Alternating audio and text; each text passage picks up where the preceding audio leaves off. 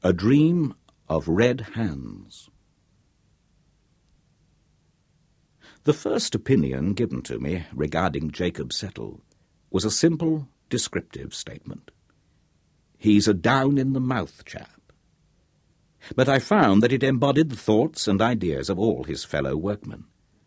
There was in the phrase a certain easy tolerance, an absence of positive feeling of any kind, rather than any complete opinion, which marked pretty accurately the man's place in public esteem.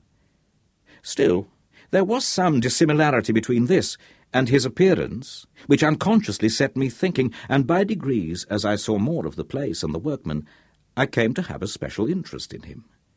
He was, I found, forever doing kindnesses, not involving money expenses beyond his humble means, but in the manifold ways of forethought and forbearance and self-repression which are of the truer charities of life. Women and children trusted him implicitly, though strangely enough he rather shunned them, except when anyone was sick, and then he made his appearance to help, if he could, timidly and awkwardly. He led a very solitary life, keeping house by himself in a tiny cottage, or rather hut, of one room, far on the edge of the moorland.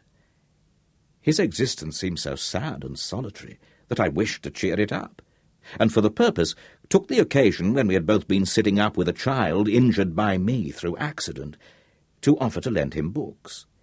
He gladly accepted, and as we parted in the grey light of the dawn, I felt that something of mutual confidence had been established between us.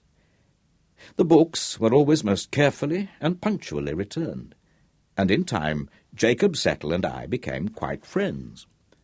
Once or twice, as I crossed the moorland on Sundays, I looked in on him, but on such occasions he was shy and ill at ease, so that I felt diffident about calling to see him. He would never under any circumstances come into my own lodgings.